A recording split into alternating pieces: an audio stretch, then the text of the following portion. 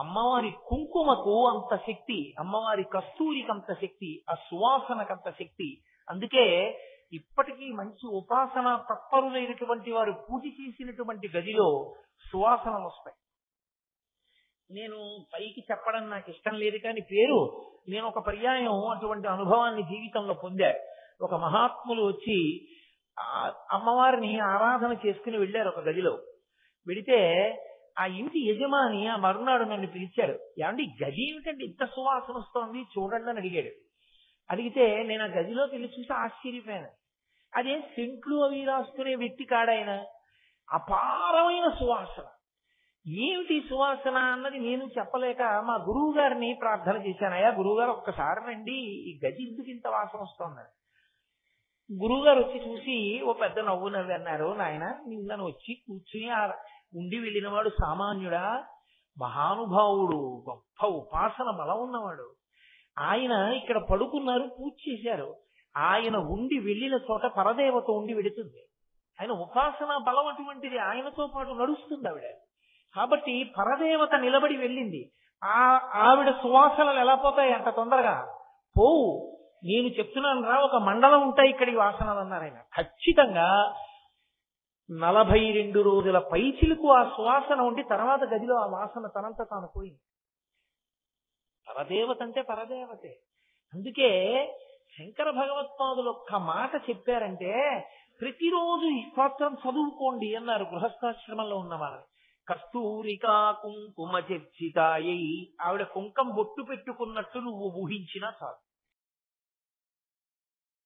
కస్తూరికా కుంకుమ చర్చితాయి, అమ్మవారు కస్తూరిని బొట్టుగా వాడుతుంది అన్నమాట గురించి మీతో మనవి చేసి ఉన్నాను. పరదేవత మీరు కొంచెం జాగ్రత్తగా గమనిస్తే ఒక విషయం మీకు ద్యోతకమవుతుంది.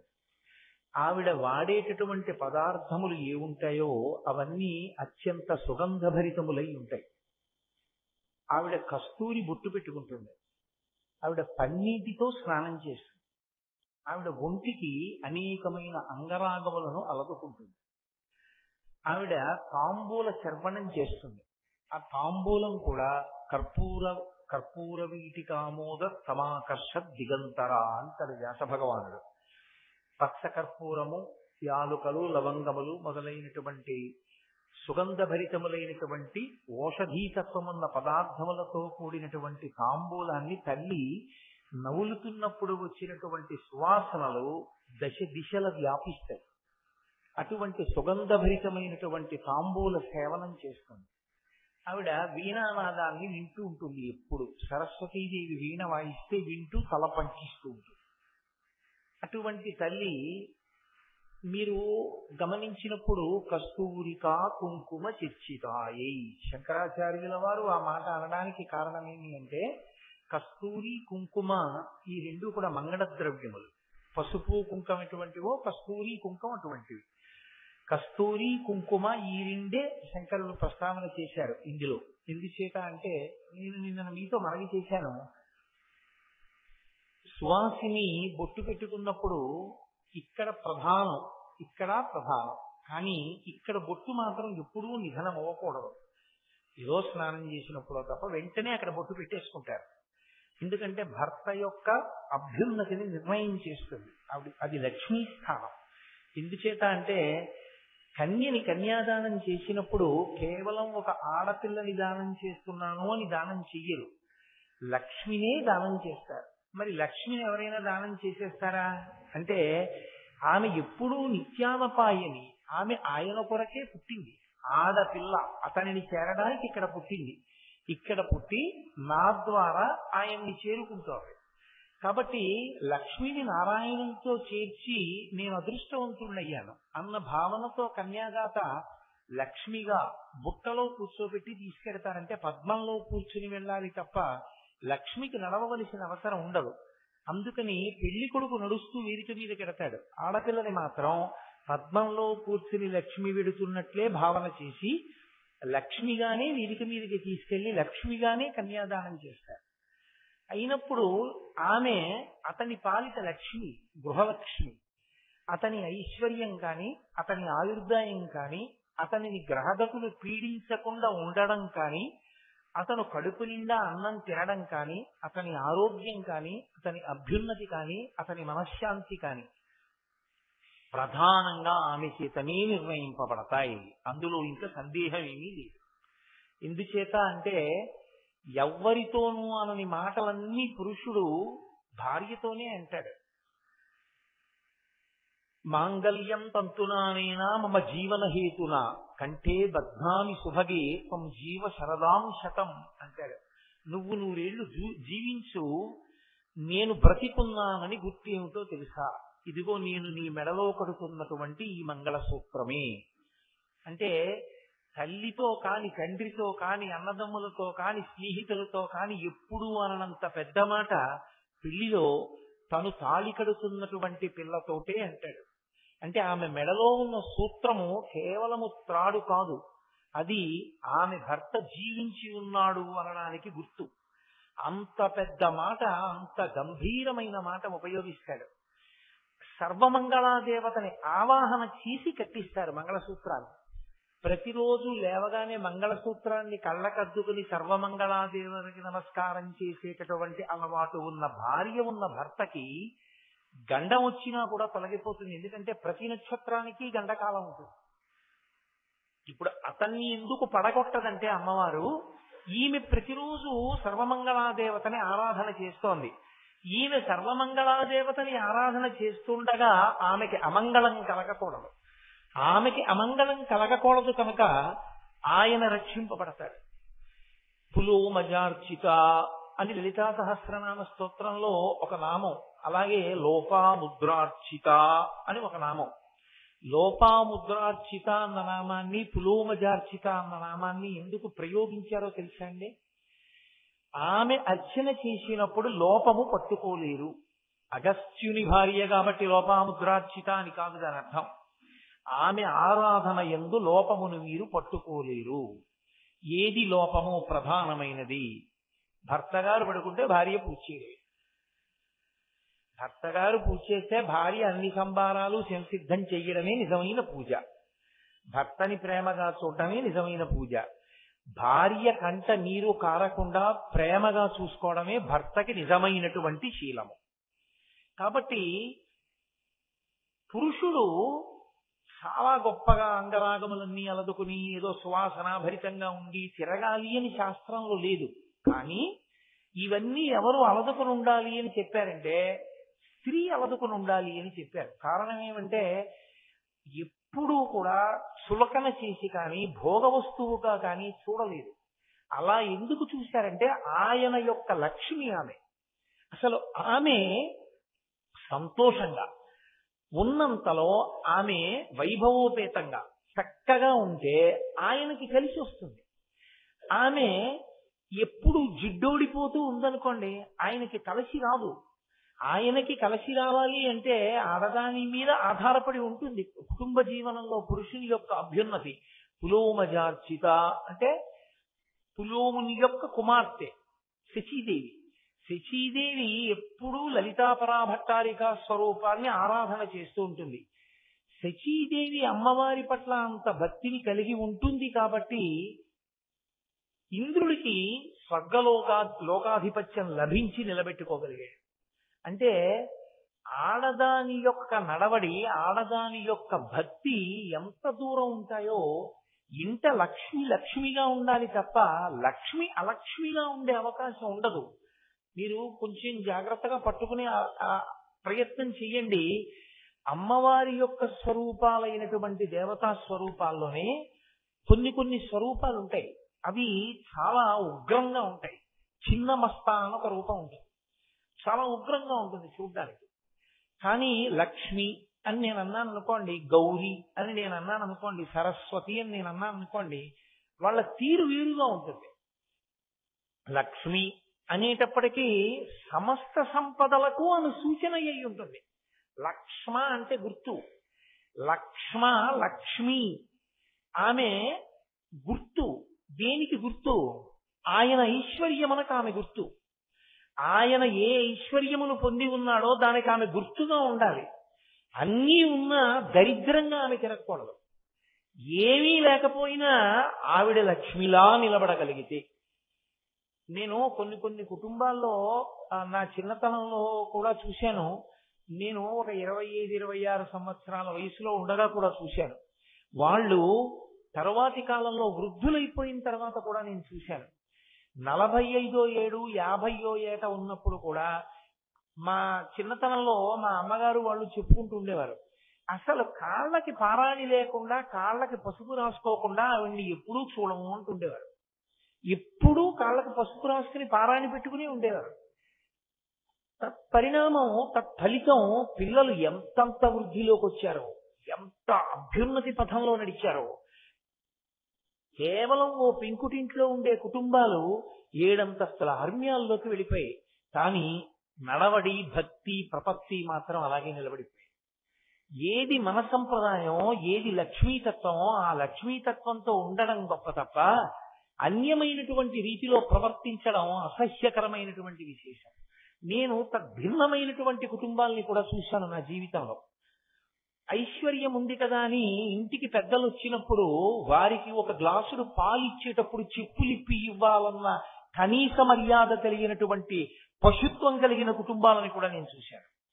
ఇంట్లో చెప్పులేసుకు తిరుగుతూ మహాత్ములైన వారి ఇంటికి వచ్చినప్పుడు వారికి ఓ గ్లాసుడు పాలు ఇచ్చేటప్పుడు కూడా చెప్పులతోనే ఇచ్చిన ఆడవాళ్ళు ఉన్న కుటుంబాలు కూడా నేను చూశాను.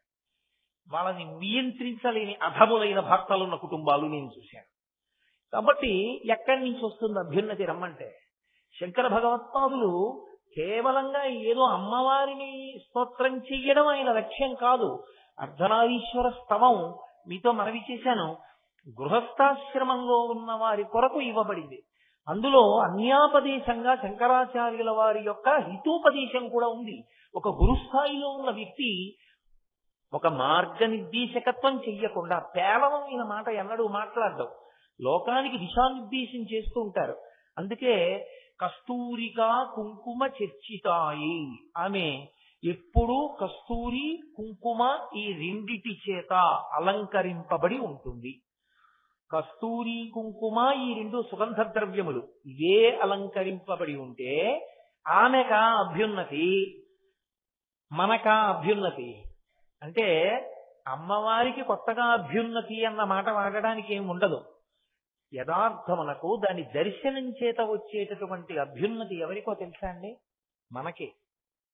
కారణం ఏంటంటే ఇంత బొట్టు పెట్టుకుని చక్కగా చిరునవ్వుతో తాంబూల చర్వణం చేస్తూ వీణానాదం వింటూ అరమోట్పు కందులతో ఉన్నవారి అమ్మవారి ముఖమండలాన్ని ఒక్కసారి ధ్యానంలో చూసి నమస్కారం చేశారనుకోండి, కేవలము అటువంటి ముఖమండలాన్ని దర్శనం చేసినంత మాత్రం చేత దానికి కొన్ని శక్తులుంటాయి. అమంగళకరమైనటువంటి విషయాన్ని చూస్తే ఎటువంటి ఫలితం ఉంటుందో అది మనసు మీద ప్రభావం చూపిస్తుంది, ఆలోచన సరళి మీద ప్రభావం చూపిస్తుంది, నిర్ణయం మీద ప్రభావం చూపిస్తుంది. నేనంతవరకు ఎందుకు మీతో ఒక మాట చెప్తాను. మీరు చూడండి, ఒక శవాన్ని తీసుకుని వెళ్ళిపోయేటప్పుడు తీసుకొచ్చేటటువంటి తాటాకు చాప, కొత్త కర్రలు, పురుకోస తాడు, ఓ కొత్త కుండ అక్కడ ఉన్నాయి.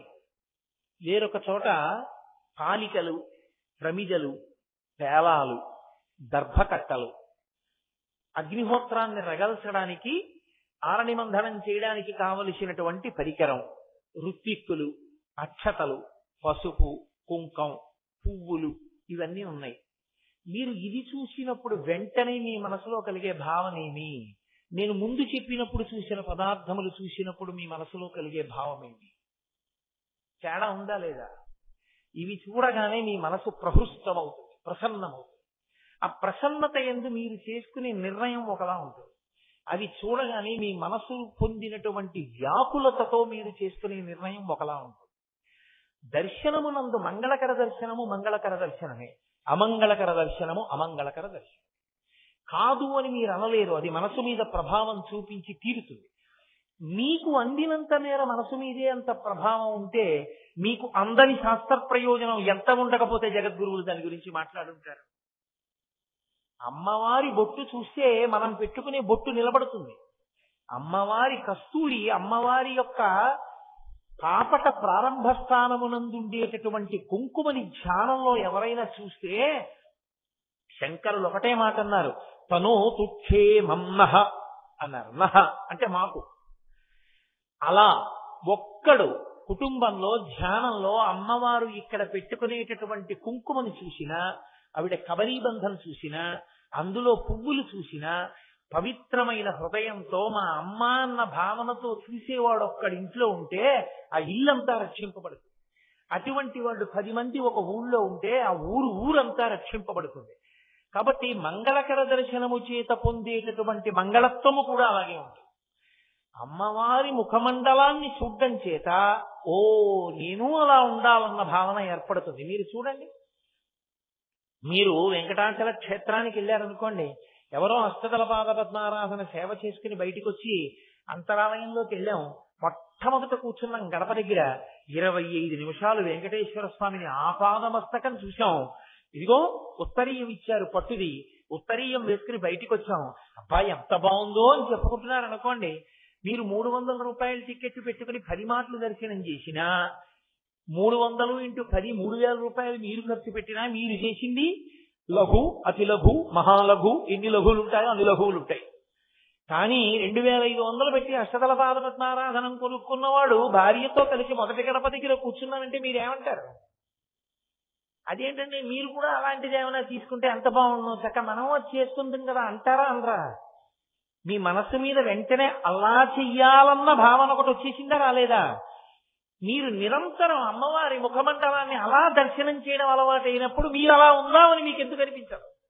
అనిపిస్తుందా అనిపించదా? అనిపించినప్పుడు అమ్మవారి ఐదోతనం, అమ్మవారి ఐశ్వర్యం ఎలా ఉందో అలా మీకు ఉండకుండా ఉంటుందని మీరు ఎందుకు అనుకుంటున్నారు? నేను మజ్జిగ తాగితే కలవ చేస్తే మీరు మజ్జిగ తాగినా కలవ చేస్తుంది. మీకు వేడి నాకు కలవ చేయదుగా. కాబట్టి అమ్మవారి ముఖమండలంలో కస్తూరిని కుంకుమని చూసిన వాడికి ఆమె ఎటువంటి సుమంగళీత్వాన్ని పొంది ఉందో అటువంటి సుమంగళీత్వాన్ని పొంది చక్కగా పిల్లలతో పాపలతో 3 తరాల్ని చూసి ఆరోగ్యంగా భగవత్ సేవ చేస్తూ ఆ తల్లి కట్టి విప్పిన బట్ట తెచ్చి వేయండి రా పసిపిల్లలకి అనిపించుకునేటటువంటి మంగళత్వాన్ని పొందుతారు. ఇది ప్రవహింపచేయడం శంకరాచార్యుల వారి యొక్క ఉద్దేశ్యం. అది చూసి దాన్ని కిందకి ప్రవహింప చెయ్యాలి. పైన ఓవర్ హెడ్ వాటర్ ట్యాంక్ లో నీళ్లున్నాయి, కింద గదిలోకి నీళ్లు రావట్లేదు. ఎక్కడుంది తేడా? పంపు తిప్పలేదు. పంపు ఒకసారి తిప్పారనుకోండి నీళ్లు కారిపోతాయి. మళ్ళీ కట్టకుండా ఉంటే చాలు, విప్పడం నేర్చుకుంటే చాలు నీళ్ళు వస్తాయి. మరి ఓవర్ హెడ్ వాటర్ ట్యాంక్ ఖాళీ అయితేనండి, అది ఖాళీ అయ్యే ట్యాంక్ కాదు, అది పూర్ణ పుష్కళ, అది ఎప్పుడూ నిండే ఉంటుంది. కాబట్టి విప్పుకోవడం మీకు రావాలి. ఒకసారి విప్పుకోవడం మీకు రాక ఇబ్బంది పడుతున్నారని శంకరాచార్యుల వారు విప్పి చూపిస్తున్నారు ఆ పంపుని. ఇలా ధ్యానం చేయి అభ్యున్నతిని పొందుతావు. కాబట్టి కస్తూరికా కుంకుమ చిర్చితాయి. నేను మీతో మనవి చేశాను కాబట్టి ఒక్క మాట చెప్తాను. సరస్వతీదేవి యొక్క అనుగ్రహం కలగాలి అంటే అమ్మవారి యొక్క చరణోదకమును ఎవరు తాగుతారో వాళ్ళకే లభిస్తుంది. అమ్మవారి చరణోదకాన్ని తాగాలి అంటే ఎలా ఉంటుంది అమ్మవారి చరణోదకం అంటే మనకి తెలియదని శంకరులు అమ్మవారి పాదములకు ఉండేటటువంటి ఆ అలదుకున్నటువంటి పారాణి యొక్క శక్తి చెప్పారు.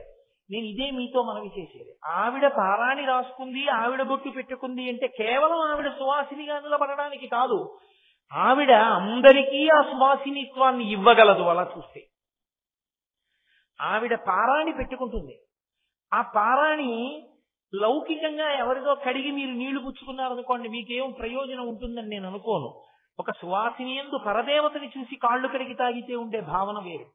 కానీ ధ్యానమునందు పరదేవత యొక్క పాదములు కడిగితే వచ్చినటువంటి జలములను తాగినటువంటి వాడు ఎటువంటి స్థితిని పొందుతాడో శంకరులు చెప్పారు సౌందర్యలహరిలో. కదాకాళీ మాత కదయ కలితాలక్తక రసం పిబేయం విద్యార్థి తవ చరణ నివేజన జలం ప్రకృత్యా మూకానామపి చ కవిత కారణతయా కథా దత్తే వాణి ముఖ కమల తాంబూల రసతాం అంటారు. సరస్వతీదేవి తాంబూలం వేసుకుని నవలగా నవలగా నవలగా ఆమె యొక్క నోరు ఎర్రగా అయిపోతుంది. తల్లికి ఒక లక్షణం ఉంటుంది. పిల్లలు ఇంకా తాంబూలం వేసుకోవడం తెలియనటువంటి వయసులో అమ్మ తాంబూల చర్వణం చేస్తే దగ్గరికి వెళ్ళి ఇలా అమ్మ నోటి వంక చూస్తారు. అమ్మ ఏంటమ్మా, అమ్మ ఏంటమ్మా, నోరు ఎందుకమ్మా ఎర్రగా ఉంది, నోరు ఎందుకమ్మా ఎర్రగా ఉంది అంటే నేను తాంబూలం వేసుకున్నాను రా అంటుందమ్మా. అయితే నాకు ఈ అమ్మ అంటాడు వాడు. వాడికి డెక్కిడుతుంది, వాడు తినలేడు, సున్నం ఒక్క పొడి ఇవన్నీ ఉన్నది, వాడు తినడానికి సరిపోడు. ఏ తల్లి కూడా లోకంలో పిల్లవాడికి తాంబూలం పెట్టేటప్పుడు నోట్లోంచి ఇలా పిడస తీసి పెట్టదు. అమ్మ తాంబూలపు ముద్ద పిల్లవాడి నోట్లో పెట్టాలంటే నోరు తెరవమని వాడి నోరు దగ్గరికి తీసుకుని నాలుకతో తాంబూలపు ముద్ద నోట్లోకి తోస్తుంది. ఆ తోసినప్పుడు అమ్మ నోటిలో ఉన్నటువంటి లాలాజల సహితమైనటువంటి తాంబూలపు ముద్దే పిల్లవాడు తింటాడు. అది మధురాతి మధురం. అమ్మ నోట్లో తాంబూలపు ముద్ద తినడం అంటే అది తల్లికి బిడ్డకే మాత్రమే అందేటటువంటి అద్భుతమైనటువంటి అనుభవం. అది ఒక చిన్న వయస్సులో అమ్మ నోట్లోంచి అందించిన తాంబూలపు పిడత తిన్న పిల్లవాడు పొందినటువంటి అనుభూతిని వర్ణించడానికి ఏ కవికి ఉన్నటువంటి శక్తి సరిపోదు. అటువంటిది సరస్వతీదేవి తాంబూల చర్వణం చేసినప్పుడు వచ్చినటువంటి ఎర్రటి ఆవిడ లాలాజనాన్ని స్వీకరించినటువంటి వాడికి ఎటువంటి కవితాశక్తి వస్తుందో, పరదేవత పాదములు కడిగినప్పుడు ఆవిడ పాదములకు ఉన్నటువంటి పారాణి కరిగిన నీళ్లు ఎర్రగా ఉన్నవి 3 మాటలు పుచ్చుకున్న వాడికి అంతే సరస్వతీ కటాక్షం వస్తుంది. అందుకే శంకరులు అన్నారు, అమ్మా పిబేయం విద్యార్థి తవచరణ నిర్ణేజన జలం. నేను విద్యార్థినమ్మా, నేర్చుకుంటున్నవాడినమ్మా, ఎప్పుడు తాగుతానమ్మా నీ చరణోదకాన్ని, నీ చరణములు కడిగినటువంటి జలాన్ని నేను ఎప్పుడు పుచ్చుకుంటానమ్మా అన్నారు. ఎవరు? శంకర భగవత్పాదులంతటి వారు. అంటే అమ్మవారి పాదములకు అలదినటువంటి పారాణికంత శక్తి సరస్వతి కటాక్షాన్ని ఇస్తుంది. అమ్మవారి కుంకుమకు అంత శక్తి, అమ్మవారి కస్తూరికంత శక్తి, ఆ సువాసనకంత శక్తి. అందుకే ఇప్పటికీ మంచి ఉపాసన తత్పరులైనటువంటి వారు పూజ చేసినటువంటి గదిలో సువాసనలు వస్తాయి. నేను పైకి చెప్పడం నాకు ఇష్టం లేదు, కానీ నేను ఒక పర్యాయం అటువంటి అనుభవాన్ని జీవితంలో పొందా. ఒక మహాత్ములు వచ్చి అమ్మవారిని ఆరాధన చేసుకుని వెళ్ళారు ఒక గదిలో. వెడితే ఆ ఇంటి యజమాని ఆ మరునాడు నన్ను పిలిచాడు. ఏమండి గది ఏమిటండి ఇంత సువాసన వస్తోంది చూడండి అని అడిగాడు. అడిగితే నేను ఆ గదిలోకి వెళ్ళి చూసి ఆశ్చర్యపోయాను. అదే సెంట్లు అవి రాసుకునే వ్యక్తి కాడాయన, అపారమైన సువాసన. ఏమిటి సువాసన అన్నది నేను చెప్పలేక మా గురువు గారిని ప్రార్థన చేశాను. అయ్యా గురువుగారు ఒక్కసారి రండి, ఈ గది ఎందుకు ఇంత వాసన వస్తోందని. గురువు గారు వచ్చి చూసి ఓ పెద్ద నవ్వు నవ్వి అన్నారు, నాయన నిన్నను వచ్చి కూర్చుని ఉండి వెళ్ళిన వాడు సామాన్యుడా, మహానుభావుడు, గొప్ప ఉపాసన బలం ఉన్నవాడు. ఆయన ఇక్కడ పడుకున్నారు, పూజ చేశారు. ఆయన ఉండి వెళ్ళిన చోట పరదేవత ఉండి వెడుతుంది. ఆయన ఉపాసన బలం అటువంటిది, ఆయనతో పాటు నడుస్తుంది ఆవిడ. కాబట్టి పరదేవత నిలబడి వెళ్ళింది. ఆవిడ సువాసనలు ఎలా పోతాయి అంత తొందరగా? పోవు. నేను చెప్తున్నాను రా, ఒక మండలం ఉంటాయి ఇక్కడి వాసనలు అన్నారు ఆయన. ఖచ్చితంగా 42 రోజుల పైచిలకు ఆ సువాసన ఉండి తర్వాత గదిలో ఆ వాసన తనంత తాను పోయింది. పరదేవత అంటే పరదేవతే. అందుకే శంకర భగవత్పాదులు ఒక్క మాట చెప్పారంటే ప్రతిరోజు ఈ స్తోత్రం చదువుకోండి అన్నారు గృహస్థాశ్రమంలో ఉన్నవారు. కస్తూరికా కుంకుమ చర్చితాయై. ఆవిడ కుంకం బొట్టు పెట్టుకున్నట్టు నువ్వు ఊహించినా చాలు, ఆ బొట్టు నువ్వు అలా అనుకుని చదివినా చాలు, భర్త 10 కాలాలు హాయిగా సంతోషంగా ఉంటాడు. అంతకన్నా ఏ ఆడది లోకంలో ఇంకేం కోరుకుంటుంది? మగవాడి దగ్గర ఒక లోభం ఉంటుంది, మగవాడి దగ్గర ఒక స్వార్థం ఉంటుంది. అదేమయ్యా నువ్వు మగాడి వై ఉండి వేదిక మీద కూర్చుని అలా చెప్తున్నావు అనుకోకండి. వేదిక మీద కూర్చున్నప్పుడు శాస్త్రం మాట్లాడేటప్పుడు ఉన్నది ఉన్నట్లు మాట్లాడాలి, రాగద్వేషాలు ఏమి ఉండవు. పురుషుడు ఎప్పుడూ కూడా నా భార్య కన్నా నేను ముందు చనిపోవాలి అన్న మాట కానీ, నా ఆయుర్దాయం పోసుకుని నువ్వు బ్రతుకు అని తన బిడ్డల్ని కానీ అనలేడు. ఆడది 2 మాటలు అంటుంది. బిడ్డకి జ్వరం వస్తే నా ఆయుర్దాయం పోసుకొని బతకరా నాన్న అంటుంది.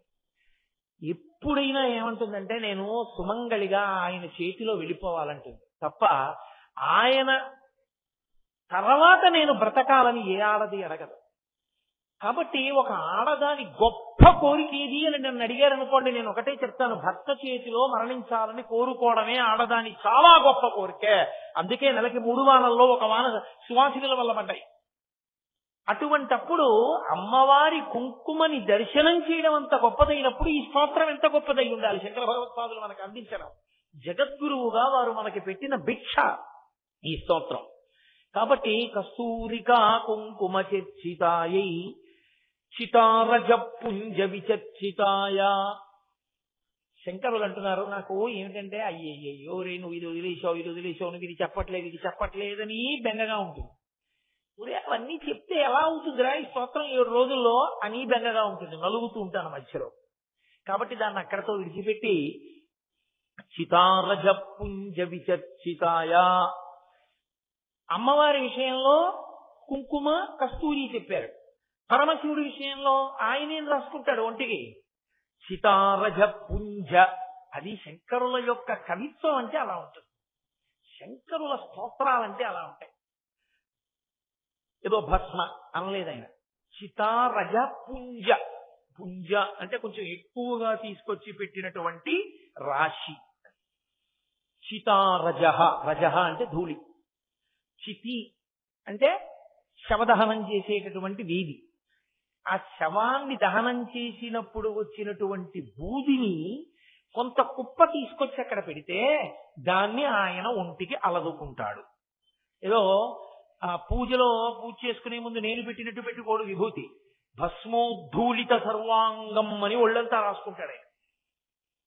అది ఆయన రాసుకుంటాడు ఒంటికి. నాకు తెలుసు మీకు వెంటనే ఇప్పుడు ఒక మాట మనసులో స్ఫురిస్తుంది, ఏమిటంటే ఆవిడ అంత గొప్పగా ఉంటుందన్నారు, సువాసనలు అన్నారు, కస్తూరి అన్నారు, పన్నీర్ అన్నారు, కుంకం అన్నారు, పారాయణ అన్నారు, కర్పూర తాంబూలం అన్నారు, ఈయనేమో చితిలో ఉండేటటువంటి బూది పూసుకుంటాడంటున్నారు. ఈ రెండు ఎలా కలుస్తాయి? ఈ ఇద్దరు అంత గొప్ప దంపతులు ఎలా అయ్యారు? అది చదివి మాకు వర్ధనారీశ్వర స్తోత్రం వల్ల అనుకూల దాంపత్యం ఎలా సిద్ధిస్తుంది అని అనుమానం వస్తుంది. కాదు, దాని తత్వాన్ని తెలుసుకుంటే ఓ ఇంతటి మహానుభావుడా అని అర్థమవుతుంది. పరమశివుడు భస్మ అలదుకుంటాడు, ఆయనకి ఒక పేరుంది మహాభస్మ. పరమశివుడి పేరే మహాభస్మ. ఆయన అలదుకునేది భస్మ. భస్మకి మహాభస్మకి ఒక తేడా ఉంటుంది. భస్మ అంటే ఒక వస్తువు చిట్ట చివరి స్థితిని పొందితే, అంటే ఇంకా తర్వాత ఏమవుతుంది అంటే అవుతుందని చెప్పడానికి ఇంకేం లేదు, అదే చిట్ట చివరి స్థితి. అలా అయిపోతే దాన్ని భస్మ అంటారు. ఇప్పుడు ఏదో ఓ కర్ర ఉందనుకోండి, ఈ కర్ర ముందు ఎక్కడుంది? ఒక చెట్టులో ఉంది, చెట్టులో కొమ్మ. ఆ కొమ్మ నరికితే ఆ కొమ్మని తీసుకొచ్చి పడేసినప్పుడు పచ్చి కర్ర, అది ఎండిపోతే చేతి కర్ర. ఇప్పుడు ఆ చేతి కర్రని కాల్చేసేస్తే బూది, బొగ్గు వస్తుంది. బొగ్గు కూడా కాలిపోతే బూది తెల్లగా అయిపోతుంది.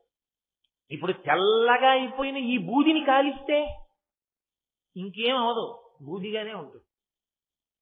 అది బూది, విభూతి, భస్మ అన్నమాటకు అర్థం. చితారజ, చితియందు కాలిపోయినటువంటి ప్రాణి యొక్క బూది ఆయన అలదుకుంటాడు. ఇక్కడ మీరు కొంచెం ఒక్క విషయాన్ని జాగ్రత్తగా ఆలోచించాలి. చితియందు శరీరం ఎప్పుడు కాలిపోతుంది? జీవుడు బయటికి వెళ్ళిపోయిన తర్వాత కదా. జీవుడు ఉన్నంతసేపు అది శివం, జీవుడు బయటికి వెళ్ళిపోయాడు అనుకోండి శవం. ఇప్పుడు ఆ శవాన్ని చితి మీద పెట్టి కాలుస్తారు. ఆ శరీరంలో ఉన్నంత కాలం అతని ఎన్ని ఆశలు, ఎన్ని కోరికలు, ఎన్ని భోగాలు, ఎన్ని సుఖాలు, దేన్ని బట్టి ప్రారంభం అన్ని. చాలా జాగ్రత్తగా మీరు దీన్ని కొంచెం పట్టుకోవలసి ఉంటుంది. అందుకే అమ్మవారి అనుగ్రహం ఉంటే కానీ అయ్యవారు అర్థం కాదు, వచ్చిన పెద్ద సమస్య. అన్నిటికీ మొదలు ఎక్కడుంటుందంటే నేను దగ్గర ఉంటుంది. నేను అన్నదాన్ని మొదలుపెట్టి ఇంకా ఎన్ని కోట్ల నాదులు ఉంటాయో చెప్పడం కష్టం. ముందు నేను అని ఇలా చూపిస్తాను. ఎవరు నేను? ఇదిగో ఈ శరీరం, కోటేశ్వరరావు కాళ్ళు, చేతులు, పొట్ట, గుండె, తలకాయ, కంఠం ఇవన్నీ కలిపి కోటేశ్వరరావు. ఈ నేను. ఇప్పుడు ఈ ఒక్క నేనుకి నా ఉత్తరీయం, నా లాల్చి, నా బనియను, నా పంచ, నా చెప్పులు, నా కళ్ళజోడు, నా రుద్రాక్షలు, నా భార్య, నా కొడుకు, నా కూతురు, నా అల్లుడు, నా వియ్యాలారు, నా సభ, నా కారు ఉంటే, నా కారు, నా ఇల్లు, నా పుస్తకం, నా పెన్ను, నా ఆఫీసు, ఎన్ని నాదులు, ఇవన్నీ ఒక నేనుంటే ఇన్ని నాదులు. ఇన్ని నాదులు ఒక నేను కంటగట్టావు. ఆ నేను కాలిపోతే నాదులన్నీ ఏమయ్యాయి? ఏమీ కాకుండా పోయాయి. ఏమన్నారంటే పెదనాన్నగారు అన్నవాళ్ళు పెదనాన్నగారు పోయారన్నారు, నాన్నగారు అన్నవాళ్ళు నాన్నగారు పోయారన్నారు, మా ఆయన అన్నవాళ్ళు మా ఆయన పోయారన్నారు, మా అన్నయ్య గారు అన్నవాళ్ళు మా అన్నయ్య గారు పోయారన్నారు, మా గురువు గారు అన్నవాళ్ళు మా గురువు గారు వెళ్ళిపోయారు. నువ్వు నాది నాదని మా అబ్బాయి, మా అల్లుడు, మా కోడలు ఇవేమైనా వచ్చాయా నీతో? ఏమీ రాలేదు. నువ్వు నేను అన్నది ఏదుందో దాని చుట్టూ ఈ నాదులు. నేను అసత్యం నువ్వు పట్టుకున్నది ఇది.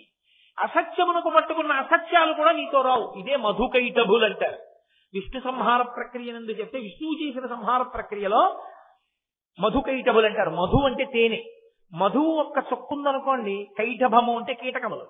బోర్డని చీమలు చుట్టూ పట్టుకుంటాయి. ఒక్క తేనె చుక్క ఉంటే ఇన్ని చీమలు. ఆ తేనె చుక్క తడిబట్టతో తుడిచేస్తే చీమలను ఇలా ఇలా ఇలా ఇలా కొంచెం కదిపి ఆ తేనె చుక్క నీటితో తుడిచేశారనుకోండి, అన్ని వెళ్ళిపోతాయి చీమలు. ఎందుకనంటే అక్కడ మధువు లేదు. మధువు లేకపోతే కైటభుడు ఉంటాడు. మధు కైటభులు ఒకసారి పోతాడు. నేను నాది ఓసారే పోతాయి. పోయిన తర్వాత ఏమవుతుందంటే మళ్ళీ నేనులోకి జీవుడు ఇంకో దాంట్లో దూరుతాడు. ఇది వదిలేశాడు, మళ్ళీ ఇంకో తొడుగులోకి ఎడతాడు. అదో కుక్క తొడుగు అవ్వచ్చు, అందులో కెడతాడు. వెళ్ళి ఏం చేస్తాడు? ఇందులో ఏం చేశాడో అందులో అదే చేస్తాడు. ఇందులో ఓడి చేయలేని వాడు అందులో ఏదో కొత్తగా చేసేస్తాడు. ఇంత గొప్ప దాంట్లోకి వచ్చి ఏమీ చేయలేదు, ఇంక అందులో కలిగి చేస్తావా? షడూర్ములను ఉంటాయి, అవే చేస్తాడు. ఆకలి, దప్పిక, శోకము, మోహము, జరా, మరణము 6 కొడుతుంటాయి. సముద్ర కెరటాలు కొట్టినట్టు కొడుతుంటాయి జీవుణ్ణి. ఆకలి, తింటాడు. ఏమిటి పెద్ద తేడా? ఇంట్లో నే తింటాను, అలా గ్రిల్లోంచి బయటికి చూస్తే కుక్క తింటూ ఉంటుంది, పంది తింటూ ఉంటుంది. రాత్రి నేను పడుకుంటాను, కుక్క పడుకుంటుంది, పంది పడుకుంటుంది. నాకు శోకం ఉంటుంది, ఏదో శోకం. మా అమ్మాయి అమెరికా వెళ్ళిపోయిందని ఏడుపు, మా అమ్మాయి అమెరికా నుంచి వస్తే వెళ్ళిపోయే టైం తొందరగా అయిపోతుందని ఏడుపు, మా అమ్మాయికి జ్వరం వస్తే ఏడుపు, ఏదో ప్రతిదానికి ఏడుపేగా. కాబట్టి శోకం ఉంటుంది. మోహం, ఎంత మోహం అంటే ఇన్ని ఉపన్యాసాలు చెప్పినా నాది నాది అని తాపత్రయం. కాబట్టి మోహము, జర, ఇలా కాలంలో ముసల్తనం వచ్చేసింది అనుకుంటేనే మంచిది. 50 దాటిపోయాక ముసల్తనం కాక ఇంకేమిటి? కాబట్టి జర, చిట్ట చివర మరణము. ఏమిటి నువ్వు సాధించింది? ఈ 6. మళ్ళీ ఇంకో ఉపాధిలోకి వెళ్ళావు, మళ్ళీ 6, మళ్ళీ అదొదిలేవు, మళ్ళీ ఇంకోటి. నువ్వు ఎందులోకి వెళ్ళినా నేను నీ నాదులు ఎందులోంచి ఎక్కడ పూర్తయిపోతున్నాయి? నేను పూర్తయినప్పుడల్లా నాదులన్నీ పూర్తయిపోతున్నాయి. ఇవి ఏవీ నన్ను ఉద్ధరించలేదు. నువ్వు పెట్టుకున్న ఈ నాది అన్న సంబంధం ఉందే, ఇవేదీ నిన్ను ఉద్ధరించలేదు. అంటే మీరు నన్ను ప్రశ్న అడగచ్చు, ఏమంటే ఇలా చెప్తున్నారు కదా మీరు ఉపన్యాసం, అంటే మా భార్యని పిల్లల్ని అందరినీ వదిలేయాలా మేము ఇప్పుడు? అది కాదు నా ఉద్దేశ్యం అని మీరు గమనించాలి. ఏ భార్యని భర్త వదిలేయమని కానీ, ఏ భర్తని భార్య వదిలేయాలని కానీ, పిల్లల్ని వదిలేయాలని కానీ, ఉద్యోగాలు వదిలేయాలని కానీ, ఇళ్ళు వదిలేయాలి, వాకిళ్ళు వదిలేయాలని శాస్త్రము చెప్పదు. అలా అయితే గృహస్థాశ్రమానికి పనికొచ్చే స్తోత్రం ఎందుకు అవుతుంది ఇది? నువ్వు ఎట్నుంచి ఎటు వచ్చినా నాదిని భగవంతుడితో కలుపుకో, నీకు ఇంక ఏమీ ఇబ్బంది లేదు. పనస పండులో తొనలు తీసేవాడు ఉంటాడు, వాడు తెలివి తక్కువ వాడు అనుకోండి, కత్తి పెట్టి కోసి తొనలు తీస్తాడు. ఆ తర్వాత వాడి ప్రారంభం అంతా ఎప్పుడు ఉంటుందంటే వాడి చేతులు వదలదిహ, ఇలా అంటే అంటుకుంటాయి వేళ్ళు, జిగురు వదలదు. నూనె రాసుకుని ఒక ఆయన పనస తొనలు ఒలిచాడు, ఆయన పనస తొనలే ఒలిచాడు, ఈయన పనస తొనలే ఒలిచాడు. ఈయన నూనె రాసుకున్నాడు, ఆయన నూనె రాసుకోలేదు, ఆయన వేళ్ళు అంటుకున్నాయి, ఈయన వేళ్ళు అంటుకో. ఇద్దరు చేసింది ఒకటే. పరమేశ్వరానుగ్రహం నాకు ఈ కొడుకను, నిజాయితీగాను పరమేశ్వరానుగ్రహం నాకింత మంచి భార్య, ఈశ్వరానుగ్రహం నాకింత మంచి ఉద్యోగం, పరమేశ్వరానుగ్రహం నేను 4 మాటలు చెప్పుకోగలుగుతున్నాను పరమేశ్వరుడి గురించి, పరమేశ్వరానుగ్రహం నాకు కారు లేకపోయినా నా ఇంటి ముందు కారు పెట్టి నన్ను తీసుకొస్తున్నారు, పరమేశ్వరానుగ్రహం నాకు తిన్నది అరుగుతోంది, పరమేశ్వరానుగ్రహం నా కొడుకు చదువుకున్నాడు, నువ్వు ఎన్ని నాదులైనా పెట్టుకో, అన్ని నాదులకు పునాది ఈశ్వరుణ్ణి పెట్టుకో. ఇప్పుడు నువ్వు ఏం చేస్తున్నా ధరించడానికి మార్గం.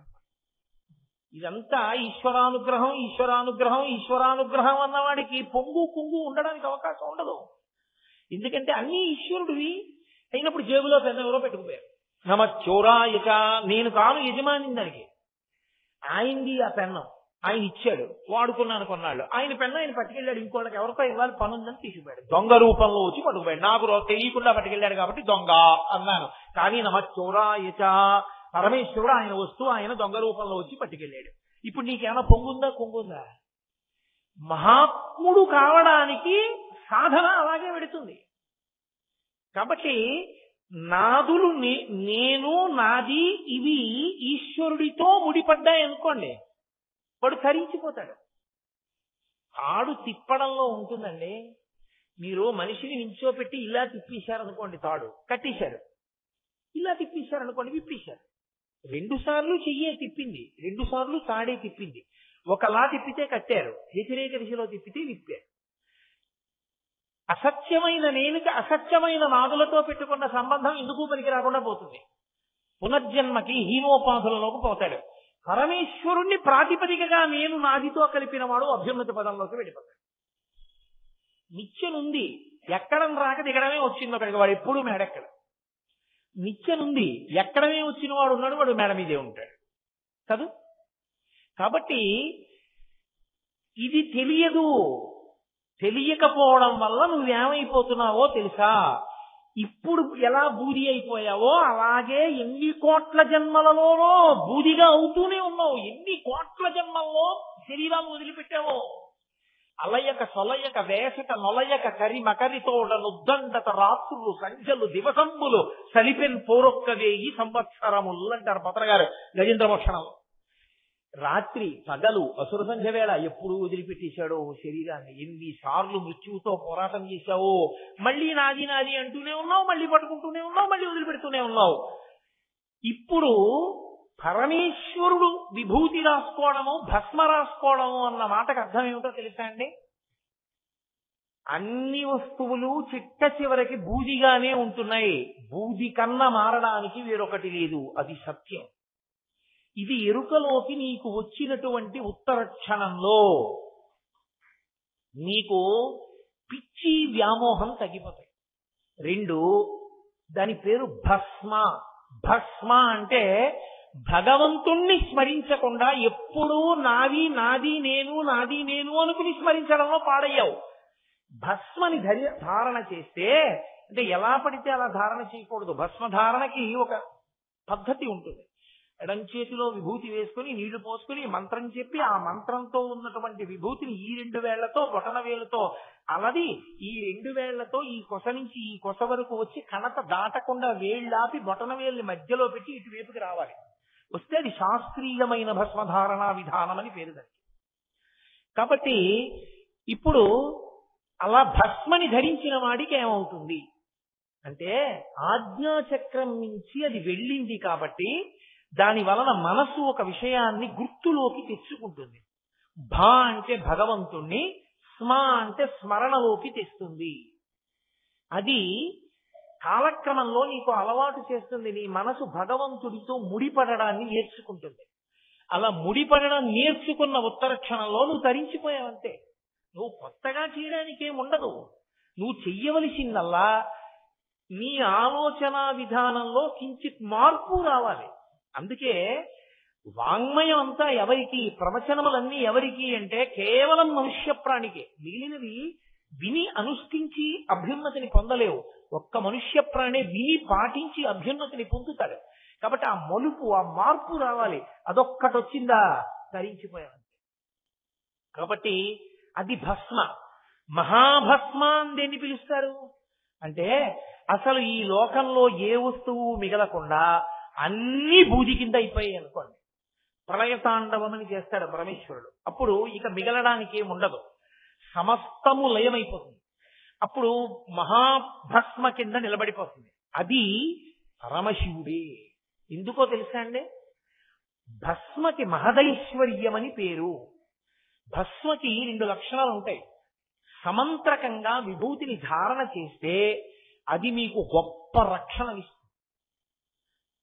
సమంత్రకంగా భస్మని ధరించిన వాడికి తేజస్సు పెరుగుతుంది. సమంత్రక భస్మధారణం చేసినటువంటి వాడికి ఆయన తేజస్సు భస్మము యొక్క ఆ చిన్నగా ఉండేటటువంటి ఆ కణములలోకి ప్రసరణమును పొంది ఆయన అనుగ్రహం ఆ విభూతి కణముల ద్వారా ఇతరులకు వెడుతుంది కూడా.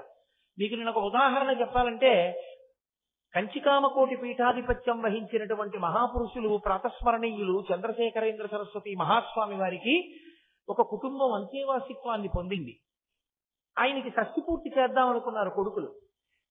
ఆ తండ్రికి పరమాచార్య స్వామి వారి అంతేవాసిత్వం పొందినటువంటి కుటుంబంలో ఉన్నటువంటి తండ్రికి. కానీ తల్లి గారు హాస్పిటల్లో చేరారు.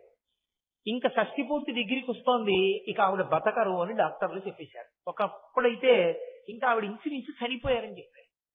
కొడుక్కి గురువు గారి మీద నమ్మకం, పరమాచార్య స్వామి వారి మీద.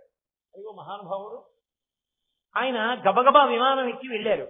పరమాచార్య స్వామి వారు ఎక్కడున్నారు అంటే, ఆయన ఎప్పుడు సంచారంలో ఉండేవారు. ఎక్కడో పల్లెటూరులో ఉన్నారన్నారు. విమానం దిగి కారులో వెళ్ళి ఆ పల్లెటూరు వెళ్ళారు. ఆయన అప్పటికి సాయంకాలం వేళ చంద్రమౌళీశ్వరార్చన పూర్తి చేశారు. ఈ అబ్బాయి వెళ్ళి చెప్పాడు, అయ్యా మా అమ్మగారు హాస్పిటల్లో ఉన్నారు, ఇంచుమించు చనిపోయినట్టు. డాక్టర్లు చెప్పేశారు, కానీ మా నాన్నగారికి షష్ఠి పూర్తి చేయాలనుకుంటున్నాం, మా అమ్మ బ్రతకాలి, మిమ్మల్నే నమ్ముకున్నాం, మీ కొరకు వచ్చానన్నారు. విన్నారు. అలాగా శిష్యుణ్ణి పిలిచి లేత అరిటాకు పట్టుకురా. అరిటాకు పట్టుకొస్తే అక్కడ పెట్టారు.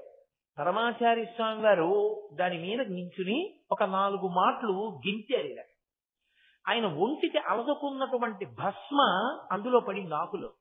దాన్ని జాగ్రత్తగా పొట్లం కట్టి అతనికి అన్నారు. పొట్లం కట్టి ఇచ్చారు. నువ్వు వెళ్ళి మీ అమ్మగారి నోట్లో లేస్తారు. అతను అన్నాడు, విమానానికి టైం అయిపోయింది, విమానం వెళ్ళిపోయి ఉంటుంది, మళ్ళీ రేపటి వరకు లేదన్నాడు. ఆయన కళ్ళు మూసుకుని అన్నారు, వెళ్ళదు, నువ్వు వెళ్ళాక వెడుతుంది, వెళ్ళు. ఆ విమానానికి ఏదో మరమ్మత్తు వచ్చి నిలబడిపోయింది. ఈ పిల్లవాడు వెళ్ళాడు, విమానం ఎగరడానికి సిద్ధపడింది.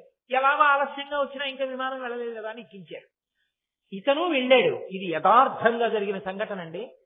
వెళ్ళి ఈ ఆకులో ఉన్నటువంటి భస్మని తల్లిగారి నోరు తెరిచి వేశాడు. ఆమె నాలుక మీద పడగానే ఆవిడ కళ్ళు తెరిచి, ఇదేమిట్రా నాన్నగారి షష్ఠి పూర్తి కదా ఇక్కడ ఉన్నాను అన్నారు. డాక్టర్లు కూడా తెల్లబోయారు.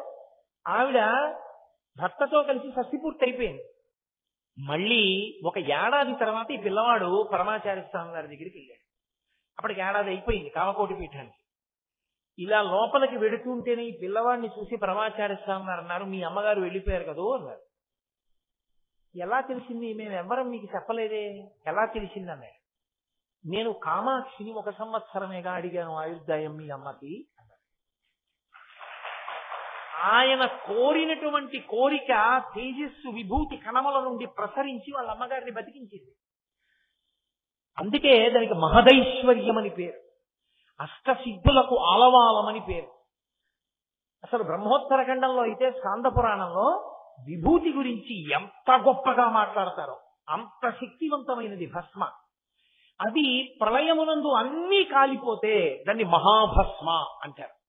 మళ్ళీ పునఃసృష్టికి కావలసినటువంటి సమస్తమైనటువంటి వ్యూహము కూడా బూది కణముల యందు ఉంటుంది. దాన్ని పరమేశ్వరుడు తన ఒంటికి అలదుకుని ఉంచుకుంటాడు. ఉంచుకుని మళ్ళీ పునఃసృష్టి చేస్తాడు. కంప్యూటర్లో చూడండి, ఇంత చిన్న చిప్ లో ఎంతో సమాచారాన్ని నిక్షిప్తం చేసినట్టే బూది కణముల యందు పునఃసృష్టికి కావలసినటువంటి వ్యూహాలంతటినీ కూడా పరమేశ్వరుడు నిక్షిప్తం చేస్తాడు. భస్మ అన్న మాటకు అర్థం ఏమిటో తెలుసా అండి? జ్ఞానము. పర్యాయ పదం జ్ఞానమే. బాగా పట్టుకోండి. మాయా అంటే ఏమిటో తెలుసా? నామము రూపమునకే మాయా అని పేరు. నేను నామం చెప్తే మీకు రూపం తెలుస్తుంది, నేను రూపం చెప్తే మీకు నామం తెలుస్తుంది. కూర్చోడానికి 4 కాళ్ళును ఇలా చేతులు పెట్టుకోవడానికి ఉంటుంది, ఏంటంటారు దాని పేరు? కుర్చీ అంటారు. నేను కుర్చీ పట్టుకురా అన్నాను అనుకోండి, ఇంట్లో ఎన్ని వస్తువులున్నా మీరు కుర్చీ అంటే ఇలా ఉంటుంది, అది పట్టుకుని వస్తారు. నామము రూపాన్ని చెప్తుంది, రూపము నామాన్ని గుర్తు చేస్తుంది. ఓ కుర్చీయా అంటారు. మేకు కొట్టాలి, అది ఏమిటది కొడతారు అంటే సుత్తి అంటారు వెంటనే. అంటే నేను ప్రయోజనం చెప్తే, దాని రూపాన్ని చెప్తే మీకు నామం గుర్తొస్తుంది. నేను నామం చెప్తే శుద్ధి పట్టండి అని అనుకోండి, శుద్ధి ఎలా ఉంటుందో మీకు వెంటనే లోపల కనపడుతుంది. నామం ఉంటే రూపం ఉంటుంది, రూపం ఉంటే నామం ఉంటుంది. నేను ఇప్పుడు కుర్చీని, బల్లని, అప్పడాల కర్రని, అప్పడాలు ఒత్తుకునేటటువంటి ఆ పీటని అన్నిటినీ కాల్చేశాను. అన్నీ కాలిపోయాయి. ఇప్పుడు అన్నీ కాలిపోయిన తర్వాత బూడిదేగా రావాలి, కలిపేశాను. కుర్చీ పట్రా అన్నాను, మీరు తేగలరా? కుర్చీయే బూదిగా ఉంది కానీ కుర్చీ తేగలరా? బల్ల పట్రా అన్నాను, మీరు తేగలరా? కుర్చీగా ఉన్నప్పుడు అప్పడాల కర్ర కన్నా వేరుగా ఉంది. అప్పడాల కర్ర వేరు, కుర్చీ వేరు. కాలిపోతే అప్పడాల కర్రకి కుర్చీకి తేడా లేదు, రెండు బూడిదే. విశ్వమును చూసినంత కాలము నామరూపములు మాయ. విశ్వనాథుడు కనపడిన నాడు నామరూపములు లేవంతటా బంగారమే, అంతటా పరమేశ్వరుడు. ఇది కనపడమే మహాభస్మ, జ్ఞానమిచ్చుట. ఆ జ్ఞానం ఇచ్చిన నాడు అంతటా పరమేశ్వరుడే కనపడతాడు. నమస్త్యాయిత భేన్యాయిత శకత్యాయిత ప్రవాహ్యాయిత నమ వృక్షాయిత హరికేశాయోపవీతినే పుష్టానాం పతయే నమో నమో. మేఘ్యాయిత విద్యుత్యాయిత, ప్రవాహంలో, మేఘంలో, విద్యుత్తులో, ఆఖరికి దొంగలో, దుంగలో, వడ్రంగిలో, మేకులో, ఎందులో మీరు చూసినా పరమేశ్వరుడే మీకు కనపడతాడు తప్ప ఇందుగలడందులేడని సందేహము లేదు అని ప్రహ్లాదుడు చెప్తాడే. హరి సర్వోపగతుండెందెందు వెతకి చూసిన అందందే కలడు ధనమగ్రని వింటే. పరమేశ్వరుడు అంతటా కనపడతాడు ఒకడికి, నామరూపాలు కనపడతాయి ఒకడికి. ఇద్దరు చూస్తున్నది ఒక వస్తువునే, ఒకడికి నామరూపాలు కనపడతాయి, ఒకడికి నామరూపాలు కనపడవు, పదార్థం కనపడుతూ ఉంటుంది లోపల ఉన్నది. అదే మాయకి బ్రహ్మముని తెలుసుకున్న వాడికి తేడా. నేను మీకు ఇంకొక ఉదాహరణ చెప్పాలంటే, ఉరే వెళ్ళి బంగారం అంతా ఉందో లేదో చూడు బీరువాలో. వీధి తలుపు నిన్న రాత్రి వేయలేదు, నేను లేకొచ్చేటప్పటికి వీధి తలుపు తెరిచింది, నేను ముందు పడుకున్నాను, మీరు టీవీ చూసి పడుకున్నారు ఏంట్రా తలుపు వేయకుండా. చూసేటప్పటికి బీరువా తాళాలు పెట్టున్నాయి, అసలు బంగారం ఉందో లేదో చూడు బీరువాలో అన్నాను. కొడుకు గబగబా వెళ్ళి ఏదో మా ఇంట్లో ఉండే బంగారం అంతా ఉంటే, బంగారం అంతా పెట్టే డబ్బా ఒకటి ఉందనుకోండి, ఆ డబ్బా చూసి ఇలా చూసి, నాన్నగారండి ఇంట్లో బంగారం లేదు. అయ్య బాబోయ్, బంగారం ఎత్తుకుపోయాడు అనమాట దొంగాడు. 30 ఏళ్ల పాటు సంపాదించిన బంగారం రా. గుండె జారిపోయి ఇంటి యజమాని ఇల్లాలు పరుగున వచ్చి డబ్బాలో చూశారు, అక్కడే ఉంది బంగారం. నీ అసాధ్యం, కూలిపోను, గుండె అయిపోను రా, బంగారం లేదంట, ఇదిగో బంగారం అని. అన్నీ ఉన్నాయో లేదో తెల్లటి తువ్వాలేసి దాని మీద పోసి గొలుసులు, ఉంగరాలు, కంకణములు, కేయూరములు, పట్టాలు అన్ని పెట్టాడు. కొడుకంటాడు, నాన్నగారండి బంగారం ఉందా అని కదా మీరు అడిగారు. బంగారం ఏది? గొలుసు ఉంది, ఉంగరం ఉంది, చెవులకు పెట్టుకునే కర్ణాభరణం ఉంది, కేయూరం ఉంది, కంకణం ఉంది, బంగారం లేదుగా. తండ్రి అంటాడు, ఓరి నీ అసాధ్యం కూడా ఉన్నది బంగారమేరా. బంగారమే గొలుసుగా ఉంది, బంగారమే కంకణంగా ఉంది, బంగారమే ఉంగరంగా ఉంది, బంగారమే కర్ణాభరణంగా ఉంది. బంగారం లేకుండా ఉండవు, ఇదిగా లేకపోయినా కరిగిస్తే బంగారం ఉంటుంది. లోపల బంగారాన్ని చూస్తున్నాడు తండ్రి, నామరూపాలు చూస్తున్నాడు కొడుకు. నామరూపాలే చూసినవాడు నేను నాదులతో ఉన్నవాడు, లోపల బంగారాన్ని చూస్తున్నవాడు జ్ఞానముతో భస్మ అనుగ్రహమును పొందినవాడు. ఇది జ్ఞానాగ్ని, పరమేశ్వరుడి 3వ కన్ను అన్న మాటకు అర్థం అది. అందుకని చితారజ పుంజ విచర్చితాయ అంటే ఆయన శవభస్మ అలదుకుంటాడు అంటే అదేదో అమంగళం, అదేదో అపవిత్రం, ఆయన అలా రాసుకుంటాడు అనుకోక్కర్లేదు. చితి మీద శవభస్మ ఎవరో కాదు, మందే కదూ. కాబట్టి ఆయన మనకి నేర్పుతున్నాడు, నువ్వు ఈ జ్ఞాన దృష్టితో చూడడం రానంత కాలం, నేను నాదులతో అనుబంధాన్ని పెట్టుకుని బతికేసినంత కాలం మళ్లీ పుట్టడం మళ్లీ చావడమే. పునరపి జననం పునరపి మరణం పునరపి జననీ జఠరే చయనం ఇహ సంసారే బహుదుస్తారే కృపయాపారే పహిమురారే అంటారు మొహముద్గరంలో. కాబట్టి నీవు భక్తి కోణంలో సాధన మొదలు పెడితే, భక్తితో కూడిన కర్మాచరణము వలన ప్రీతి చెందిన పరమేశ్వరుడు వైరాగ్యమిచ్చి తదనంతరము జ్ఞానమిస్తే అంతటా నీకు గొలుసులు, ఉంగరములు, కేయూరములు, కంకణములు, కర్ణాభరణములు కనబడకుండా బంగారము కనబడినట్టు అంతటా నామరూపములు కనపడకుండా సభాభ్య సభాపతిభ్యశ్చో నమో నమో అని అంతటా ఉన్నది ఒక్క పరమేశ్వరుడే అని నీకు జ్ఞానమునందు గోచరమవుతుంది. అలా నీవు గోచరమైన నాడు, నీకు బ్రహ్మము దర్శనమైన నాడు, బ్రహ్మమును తెలుసుకున్న నాడు నీవే బ్రహ్మమైనావు. బ్రహ్మవిత్ బ్రహ్మైవ భవతి. అది మోక్షానుభవము, అద్వైతానుభూతి అనుభవమునకు అందింది బ్రహ్మమని. అదిగో ఆ స్థితిని పొందు సుమా అని చెప్పడం ఆయన భస్మ అలదుకోవడం. ఆ భస్మ మనం పెట్టుకుంటే భగవంతుణ్ణి స్మరణకి మనకి తెస్తుంది. కాబట్టి చితారజ పుంజ విచర్చితాయ నమశివాయైక నమశివాయ. మహానుభావుడు అక్కడతో ఊరుకున్నాడా? చితారజ పుంజ విచర్చితాయ కృతస్మరాయైక వికృతస్మరాయ. మళ్ళీ శంకర భగవత్పాదులు ఇంకొక విషయాన్ని ప్రస్తావిస్తున్నారు. ఇప్పుడు మీరు ఒకటి ఆలోచించాలి. బాహ్యమునందు గొప్పగా సువాసనలతో వాటితో తిరిగే తల్లి ఆవిడ. మహాజ్ఞానం ఇవ్వగలిగినటువంటి వాడు ఆయన. గృహస్థు ఎప్పుడూ రెండూ కోరుకోవాలి. బాగా జ్ఞాపకం పెట్టుకోవాలి. ఏ గృహస్థు కూడా ఇంట్లో నాకేమీ అక్కర్లేదని బ్రతకడాన్ని శాస్త్రం అంగీకరించదు. దాన్ని మిడిమిడి జ్ఞానం అంటారు. బాగా కావనికుండా గృహస్థులాగే బ్రతకాలి. ఎన్ని విషయాలు తెలిసి ఉండనివ్వండి, పూజ చేసేటప్పుడు ధర్మార్థ కామమోక్ష చతుర్విధ పురుషార్థ ఫల సిద్ధ్యర్థం పుత్రపౌత్రాభివృద్ధ్యర్థం అని చెప్పాలి. నీకు ఆ జ్ఞానము బాగా నిలబడింది. పుత్రం పౌత్రం సమాసాద్య.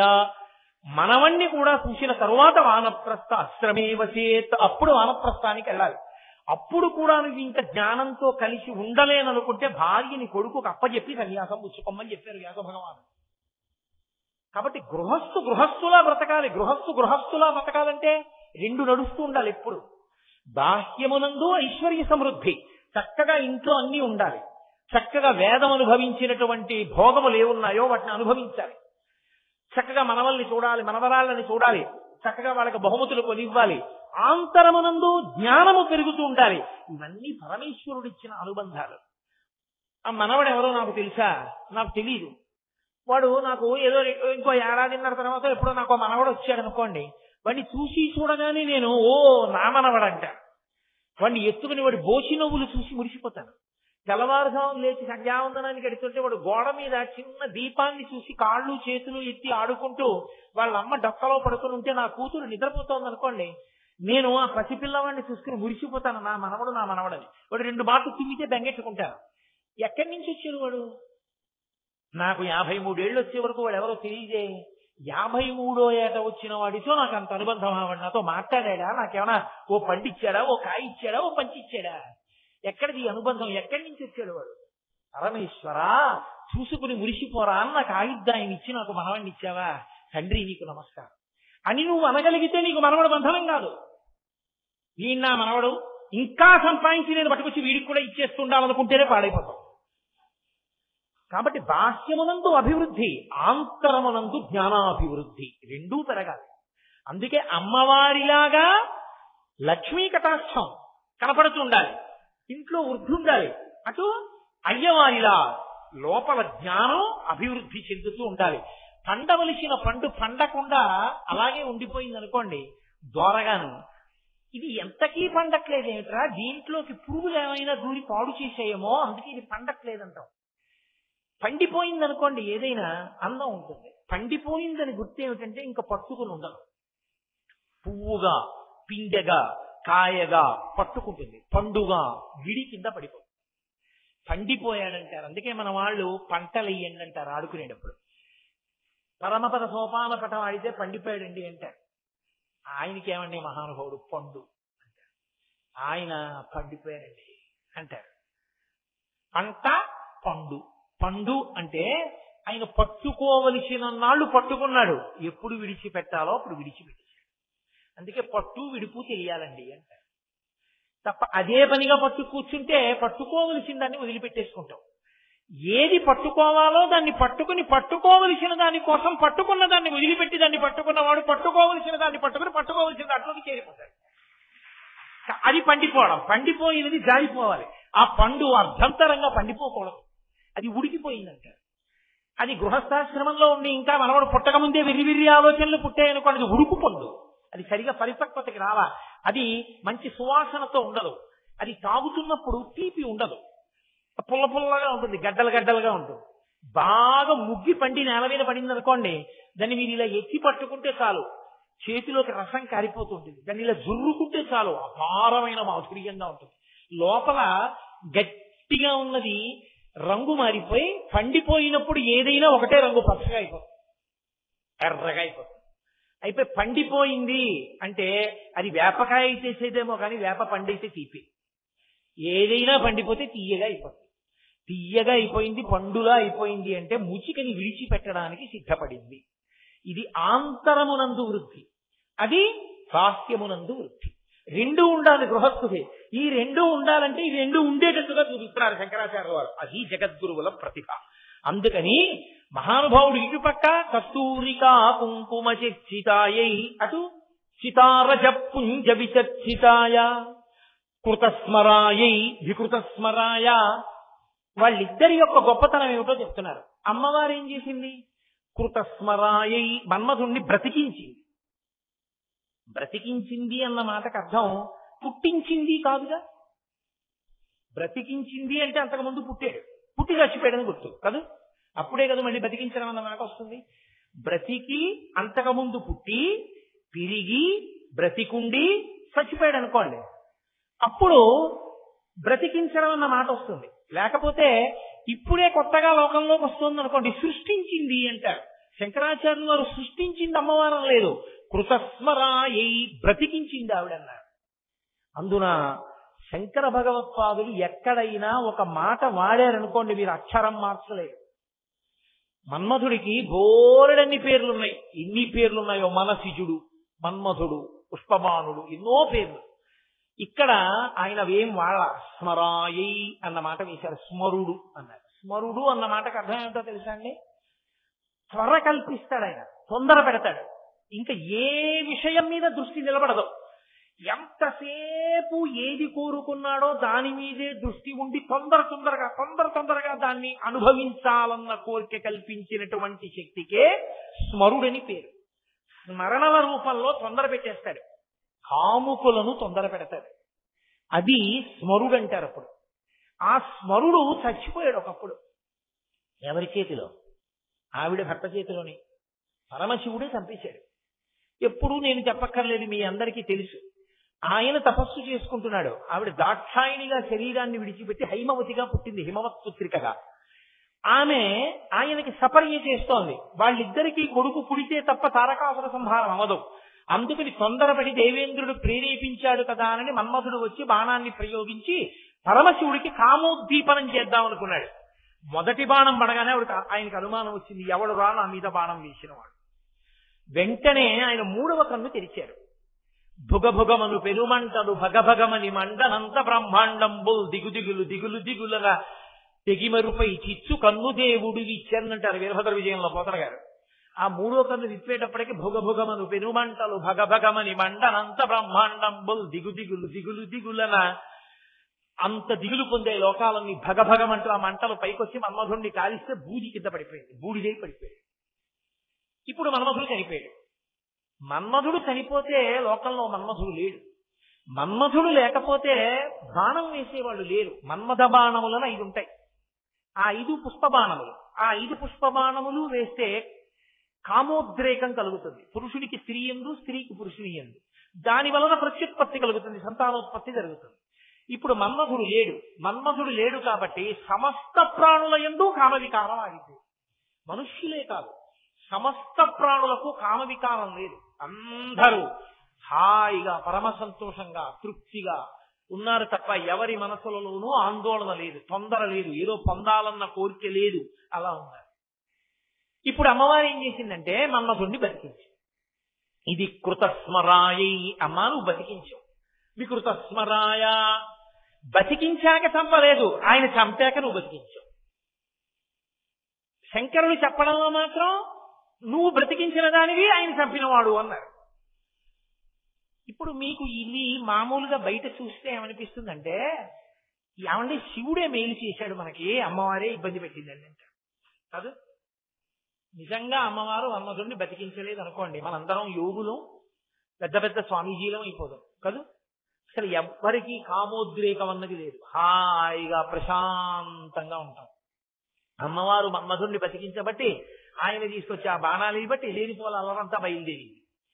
కాబట్టి ఎందుకు ఆవిడ బతికించడం? అలా బ్రతికించకపోతే హాయిగా ఉంటుందిగా. అంటే ఆవిడ బ్రతికించడానికి ఒక కారణం ఉంది, ఆయన చంపడానికి ఒక కారణం. ఆయన చంపినప్పుడు ఈవిడ బ్రతికించింది అనుకోండి, ఏమనాలి పరమశివుడు? అంటే నే చంపేవాడిని నువ్వు బతికించేదానివి అనమాట. అంటే నే చేసిన పనుల్ని నువ్వు దిద్దుతూ ఉంటావు అనమాట. అంటే నే చేతకాని వాడిని, నేను కోపం వచ్చి తప్పు పనులు చేస్తుంటాను, నువ్వు దిద్దుతుంటావు అని దెబ్బలాడద్దు పార్వతీదేవిని. మరి ఎక్కడ దెబ్బలాడినట్టుందా పురాణంలో? ఎక్కడ లేదు. ఈయన చంపేశాడు, ఆవిడ బతికించేసింది, ఇద్దరు సంతోషంగా ఉన్నారు. అదేంటి అలా ఎలా జరుగుతుంది? ఇది మిమ్మల్ని ఆలోచించమని శంకరాచార్యుల వారి యొక్క ప్రతిపాదన. అది నువ్వు ఆలోచిస్తే వాళ్ళిద్దరి దాంపత్యంలో ఎంత అవగాహన ఉందో నీకు అర్థమవుతుంది. అర్థమైతే ప్రతిదానికి అంటే మీరు తప్పు చేస్తే నేను చెప్పకూడదా అంటాం, నేను చెప్పిన దాన్ని దిద్దగలిగించారువా అని ఆయన అండవు ఉండవు. ఎక్కడ ఏది మంచిందో అది స్వీకరించి ఒప్పుకొని సంతోషంగా బ్రతకగలిగినటువంటి వ్యవస్థ ఏర్పడుతుంది. ఆయన ఎందుకు చంపాడు అంటే, పరదేవతయందు పరమేశ్వరుడికి ఎప్పుడైనా కామము కలిగితే అది లౌకికమైన కామము కాదు, అది కేవలముగా స్త్రీ పురుషుల మధ్య కలిగే కామము వంటి కామము కాదు. ఆయనే తన శరీరంలో సగాన్ని స్త్రీగా ప్రకటనం చేశాడు అర్ధనారీశ్వర స్వరూపంలో. అయినప్పుడు ఇప్పుడు కొత్తగా ఆయనకి కామం ఎందుకు కలుగుతుంది? నాకు 2 జేబులు ఉన్నాయనుకోండి, ఏదో ఈ లాల్చీకి 2 జేబులు ఉన్నాయి, ఈ జేబులోంచి 10 రూపాయలు తీసి ఈ జేబులో పెట్టుకుని ఓ 10 రూపాయలు వచ్చిందండో అంటానా? ఈ జేబులో ఉన్నా నాదే, ఈ జేబులో ఉన్నా నాదే. ఆయన శరీరంలో సగమే అమ్మవారైంది. అయినప్పుడు కొత్తగా కామం ఎందుకు వస్తుంది ఆయనకి? ఆయనకేం రాదు.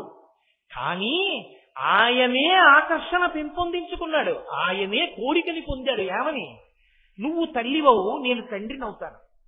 మనలా లోకంలో స్త్రీలు పురుషులు ఉద్భవిస్తారు, వారు ఒకరితో ఒకరు కలిసి తల్లిదండ్రులు అవుతారు.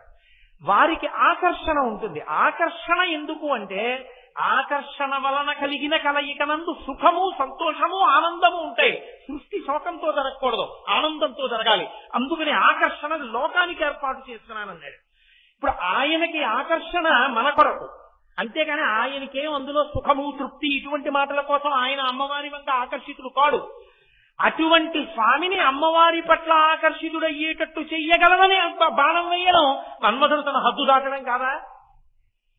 పరమశివుడు సృష్టి ప్రారంభించి బ్రహ్మగారిని సృష్టించిన తరువాత వచ్చినటువంటి సృష్టిలో శ్రీ మహావిష్ణువు యొక్క కుమారుడిగా వచ్చిన వాడు మన్మధుడు. ఈ మన్మధుడు సృష్టికి మొదట ఉన్న ఆది దంపతులైన పార్వతీ పరమేశ్వరుల యందు కామం పుట్టేటట్టుగా బాణం వేయగలడా? ఎంత అపచారం చేశాడు! హద్దు మీరి ప్రవర్తించిన ప్రవర్తనకి పరమశివుడు కాల్చేశాడు. ఇప్పుడు శిక్ష అయిపోయింది. కానీ ఇప్పుడు ఈ శిక్షల్లా ఏమైంది? మన్మధుడితో పోలేదు. ఈ శిక్ష లోకానికి అంతటికీ పడిపోయింది. ఎందుకు పడిపోయింది అంటే, జీవులకు శరీరం ఉంటే తప్ప పాపపుణ్యములను అనుభవించడానికి అవకాశం ఉండదు. జీవుడున్నాడు, వాడు చేసుకున్న పాపము అయిపోవాలి, పుణ్యము అయిపోవాలి. ఎలా అయిపోతుంది? వాడు అనుభవించేస్తే అయిపోతుంది. అనుభవించేయాలంటే ఏముండాలి? శరీరం ఉండాలి. నేను చేసిన పాపం ఏదో ఉందనుకోండి, ఆ పాపం నా ఒంట్లో ఏదో అనారోగ్యంగానో లేకపోతే ఏదో కాలు నొప్పో చెయ్యి నొప్పో వేలు నొప్పో తలనొప్పో ఏదో ఒకటి వస్తుంది. వస్తే తల బద్దలైపోతుందని 1 గంట సేపు బాధపడ్డాను అనుకోండి, ఎవరినో బాధ పెట్టి తల బాదుకునేటట్టు చేసినటువంటి పాపము 1 గంట సేపు అనుభవించిన తలనొప్పి రూపంలో పోయింది. తలకాయ ఎప్పుడు ఉంటుంది? శరీరం ఉంటేను. శరీరం లేకపోతే తలనొప్పి ఎక్కడి నుంచి వస్తుంది? తలనొప్పి రాకపోతే పాపం ఎలా పోతుంది? ఇది ఉంటే కదూ పుణ్యం చేయడం, ఇది ఉంటే కదూ ఓ దానం చేయడం ధర్మం చేయడం. ఇది లేకపోతే పుణ్యం ఎలా సంపాదించుకుని జీవుడు ఉద్ధరణ పొందుతాడు? కాబట్టి శరీరం ఏర్పడితే పాపపుణ్యములను అనుభవించవచ్చు. అంటే పుణ్యాన్ని అనుభవించవచ్చు, కొత్త పుణ్యాన్ని చేసుకోవచ్చు, జ్ఞానమును పొందవచ్చు. అసలు శరీరం లేకపోతే పితృరుణం తీరదు, అలాగే దేవరుణం తీరదు, ఋషి రుణం తీరదు, ఏవీ తీరవు. మరి శరీరములు రావాలంటే స్త్రీ పురుషుల మధ్య ఆకర్షణ ఉండి ప్రత్యుత్పత్తి జరగాలి. ప్రత్యుత్పత్తి జరగాలంటే మన్మధుడు ఉండాలి. మన్మధుడు లేకపోతే జీవులు తరించరు. అందుకని అమ్మవారు బ్రతికించింది. తాను శిక్ష వేసింది మన్మధుడు హద్దు మీరినంత వరకే, లోకం కోసం కాదు. అందుకని హరనేత్రగ్నితం దగ్ధ కామ సంజీవనౌషధి ఆవిడ బతికించింది. ఆవిడ ఎందుకు బతికించిందో ఆయన అర్థం చేసుకున్నాడు. ఓ, నేను జీవుల్ని బాధించడానికి కాదు కాల్చింది, జీవుల శరీరాన్ని పొంది తరించాలి, అందుకు బతికించింది అమ్మవారు. ఆయన సంతోషించాడు. ఆయన కాల్చాడు. మీరు ఎందుకు కాల్చేశారండి తొందరపడిన ఆవిడ అనలేదు. ఆయన తప్పు చేశాడు, కాల్చాడు పరమేశ్వరు. అమ్మవారు అంది. అమ్మవారు పరమేశ్వరుడు చేసిన పనిని అర్థం చేస్తుంది, పరమశివుడు పార్వతీదేవి చేసిన పనిని అర్థం చేసుకున్నాడు. కృతస్మరాయ కాల్చేశాడు కాబట్టి మన్మధుడి పాపం అక్కడతో పోయింది. లేకపోతే పరమశివుడి మీద పుష్పమానం వేసిన పాపం ఎంత కట్టి కుడిపేస్తుంది మన్మధుడిని. కాలిపోయాడు కాబట్టి దరిద్రం వదిలిపోయింది అక్కడతో. కాబట్టి తర్వాత శరీరం లేకపోయినా భార్యకి కనపడేవాడు, లోకంలో తిరిగేవాడు. తరువాతి కాలంలో ప్రద్యుమ్నుడిగా మళ్ళీ లోకంలో జన్మించాడు రతీదేవికి భర్తగా. కాబట్టి ఆ పాపం అక్కడితో పోవాలంటే పరమశివుని యొక్క 3వ కంటి మంట చేత కాలిపోవాలి. ఆ కాల్చేయడంలో కూడా కారుణ్యం ఉంది పరమశివుడిలో. అరే, నేను ఇలా కాల్చేస్తే వీడి పాపం ఇక్కడతో పోతుంది, లేకపోతే వీడు ఎన్ని కోట్ల జన్మలు హీనోపాధుల్లోకి పోవాలో కాల్చి తరింపచేశాడు. జీవులను మళ్ళీ ఉద్ధరించడానికి బ్రతికించి కాపాడింది పరదేవత. కాబట్టి అమ్మవారు మన్మధుణ్ణి బ్రతికించినా కారుణ్యమే, మన్మధుణ్ణి పరమశివుడు కాల్చేసినా కారుణ్యమే. ఈవిడ బ్రతికించినా దాని కారణాన్ని శివుడు తెలుసుకుంటాడు. శివుడు చంపినా పార్వతీదేవికి అర్థమవుతుంది తప్ప వాళ్ళిద్దరూ నువ్వు చంపేవాడివి నేను బతికిస్తాను, లేదా నువ్వు బతికించేదానివి నేను చంపేవాడినా అని ఇద్దరు వాదులాడుకోవడం అనేటటువంటిది మీకు కనపడదు. దాంపత్యమునందు గొప్ప విషయమేమి, ఆయన గురించి ఆవిడకి తెలిసి ఉండాలి, ఆవిడ మనసు ఆయనకి తెలిసి ఉండాలి. ఏమే మీ నాన్న 5ంటికి కాఫీ తాగితే ఇక మళ్ళీ ఏమీ తాగరు, కాబట్టి 4ంటికి కాఫీ ఇచ్చే ఇంట్లో ఉన్నారు కాబట్టి 4ంటికి కాఫీ ఇచ్చేస్తే ఆయన 5 గంటల ఉపన్యాసానికి కాసిన పాలు తాగి బయలుదేరతారు. 5ంటికి కానీ ఆఫీస్ నుంచి వచ్చినప్పుడు అలవాట్లాగా ఇచ్చావో ఆయన ఇంకేం తాగరు, కాఫీ ఒకటే తాగెడతారు అని ఆఫీస్ నుంచి భార్య ఫోన్ చేసి కూతురికి చెప్పింది అనుకోండి. ఇప్పుడు ఈయన మనసు ఈయన దగ్గర ఉందా ఆవిడ దగ్గర ఉందా నాకు చెప్పండి. ఈయన 5 గంటలకి కాఫీ తాగితే ఇక మళ్ళీ ఏమీ తాగకుండా ఉపన్యాసాలకు వెళ్ళిపోతాడు. అందుకని 4ంటికి ఇచ్చేస్తే గంట తర్వాత కాసిన పాలు తాగుతాడని గుర్తు పెట్టుకుని ఆఫీస్లో ఉన్నావిడ ఫోన్ చేసి ఈయనకి కాఫీ ఇప్పించింది ఇంట్లో ఉన్నాయి. ఇప్పుడు ఈయన అవసరాన్ని, ఈయన మనసుని, ఈయన ధోరణి ఆవిడ దగ్గర ఉంది. ఆవిడ 4 గంటలకి కాఫీ పంపించమంటే కూతురు 4ంటికి కాఫీ పట్టుకొచ్చి ఇచ్చింది. అప్పుడే ఎందుకే అన్నాడు. మళ్ళీ 5 అయితే మీరు తాగరు కదా, అమ్మ ఇప్పుడు ఇచ్చేస్తే 5ంటికి పాలు తాగుతారని అవునేవు అని తాగాడు. అంటే తన మనసు ఆమె గుర్తించిందని తాగాడు, అంతేకాని అజ్జపడే తాగలేదే అని అనలేదు. మీరు బాగా పట్టుకోండి, నేను ఒక లౌకికమైన ఉదాహరణ చెప్పాను కానీ అసలు నిజంగా మనసులు కలవడమే దాంపత్యము. అది లేనినాడది ఉమ్ముతడితో గాలిపటానికి అంటించిన తోకలా ఉంటుంది, పిల్లలు అంటిస్తారే ఊడిపోతుంది, అది అలా ఉంటాయి ఆ దాంపత్యాలు. ఈవిడ మనసు ఆయనకి తెలియాలి, ఆవిడ మనసు ఆయనకి తెలియాలి. తెలిసిన నాడు ఆవిడ బలహీనతని ఆయన కప్పిపుచ్చుతాడు, ఆయన బలహీనతని ఆవిడ కప్పిపుచ్చుతుంది. కప్పిపుచ్చి ఒండరులు కలిసి సంతోషంగా జీవనాన్ని చేస్తారు తప్ప ఆవిడ లోపాలను ఆయన వెతికి ఆయన లోపాలను ఆవిడ వెతికిందనుకోండి అది దాంపత్యం కాదు, అది అసహ్యం. అలా ఎన్నాళ్ళు చెప్పుకుంటావు బయటికి వెళ్ళి నేరాలు, ఎన్నాళ్ళు చెప్తావు? 40 సంవత్సరాలు వచ్చేసాయి నీకు. Are you not ashamed? నీ మీద భార్య నేరం చెప్తే నీకు సిగ్గే ఇట్లా? నీ భార్య మీద ఇంకొకటికి నేరం చెప్పి మా ఆవిడికి కొంచెం సలహా చెద్దురు అని చెప్పడానికి నువ్వు సిగ్గుపడద్దు? కడుపున పుట్టిన బిడ్డకి పోలియో వచ్చిందనుకోండి, తండ్రి బెంగ పెట్టుకుంటాడు. 1,00,000 దాద్దాం అనుకున్న తండ్రి 5 లక్షలు దాస్తాడు. అరే పోలియో పిల్లకి రేపు పొద్దున్న 5 లక్షలు ఇస్తే కాస్త మంచివాడు వస్తాడేమో, అలాగే 2 లక్షలు ఇచ్చినా ఎందుకైనా మంచిది, దాని పేరు మీద 3 లక్షలు ఉంచుదాం, పాపం పిల్ల అవుకు పిల్ల అని బెంగ పెట్టుకుంటాడు తప్ప ఇది పోలియోతో బాధపడుతున్నటువంటి పిల్ల అని ఈసడించి వీధిలోకి వెళ్ళి మా అమ్మాయికి పోలియో అంటే నా దరిద్రం అంటాడా? అనడు. ప్రేమ చేత తన కూతురుకున్న అవకరాన్ని తండ్రి కప్పించాడు. నీ భార్య యందు బలహీనత ఉంటే భర్త సమర్థతతో కప్పాలి, భర్త యందు ఏదైనా కించిత్ దోషం ఉంటే భార్య తన ప్రేమ చేత కప్పాలి. అది దాంపత్యం. వీధిలోకి వెళ్లి నేరం చెప్పుకోవడం దరిద్రం. దాంపత్యం ఈ అవగాహన ఎంత గొప్పగా ఉండాలంటే మన్మధుణ్ణి పరమశివుడు కాల్చేస్తే అమ్మవారు బతికిస్తే వాళ్ళిద్దరికి అర్థమైంది ఎవరు ఎందుకు కాల్చారో ఎవరు ఎందుకు బతికించారో. కాల్చాడని ఆవిడ సంతోషించింది, బతికించిందని ఆయన సంతోషించాడు. అది వాళ్ళ దాంపత్యం. నువ్వు కూడా అలా ఉండడం నేర్చుకో. ఇది శంకరాచార్యుల వారి ఉపదేశం. అందుకని కృతస్మరాయ వికృతస్మరాయ. ఒక ఆవిడ మన్మధుణ్ణి బ్రతికించింది, ఒక ఆయన మన్మధుణ్ణి కాల్చేశాడు. ఒక ఆయన అంటే పరమశివుడు భర్త కాల్చాడు, అమ్మవారు బ్రతికించింది. ఇది వాళ్ళిద్దరి దాంపత్యంలో ఉండేటటువంటి గొప్ప అవగాహన. అందుకే మీరు చూడండి, వాళ్ళిద్దరూ ఎప్పుడూ తల్లిదండ్రులుగా ఉంటారు. మీరు చూడండి, తల్లిదండ్రుల యందు ఒక లక్షణం ఉంటుంది. తండ్రికి బాధేసిందనుకోండి కొడుకు ప్రవర్తన గురించి, ఎంత కష్టపడ్డాను వాడి గురించి, రాత్రింబవళ్ళు కష్టపడి తీసుకొచ్చి రూపాయి కూడబెట్టి రేపు పొద్దున్న బ్యాంక్ లోన్ తీసుకుంటే మళ్ళీ వాడు ఉద్యోగం చేసుకుని కట్టుకోవాలని రూపాయి లోన్ పెట్టకుండా వాడిని అంత చదివించి వృద్ధిలోకి తెచ్చి ఉద్యోగం వేయించాను. మొన్నను మీ కంపెనీలో ఏమైనా బోనస్ ఇస్తారా అని అడిగాను. అబ్బాయి ఏమి ఇవ్వరు నాన్నగారు అన్నాడు. అన్న కాసేపటికే వాడి స్నేహితుడు వచ్చాడు.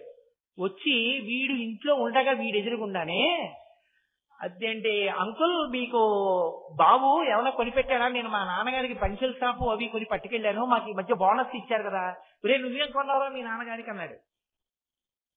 వాడు కొడుకు ఏం మాట్లాడలేదు, తండ్రి ఏం మాట్లాడలేదు, ఇంటికి వచ్చేసాడు. కానీ తండ్రి ఎంత బాధపడతాడు. వాడికి బోనస్ వస్తే నేను అడుగుతానే, కానీ వాడు చెప్పలేదు నాకు బోనస్ వచ్చింది, రాలేదని అబద్ధం ఆడాడు. అంటే వాడికి వస్తే నేను తీసుకుంటానా, తీసుకునేవాడిని అయితే వీడికి ఇంత ఖర్చు పెడతానా, ఎవరి కోసమే ఇదంతా, నేను పోయాక వాడికి ఇచ్చేస్తాను. కానీ వాడు మాట చెప్పడానికి దాచుకున్నాడు, చూసావా అంటే. భార్యతో చెప్పుకుంటాడు కష్టాన్ని. భార్య ఎవరికి చెప్పుకుంటుంది కష్టాన్ని? ఆయనకే చెప్పుకుంటుంది. ఇద్దరూ చెప్పుకున్నారు.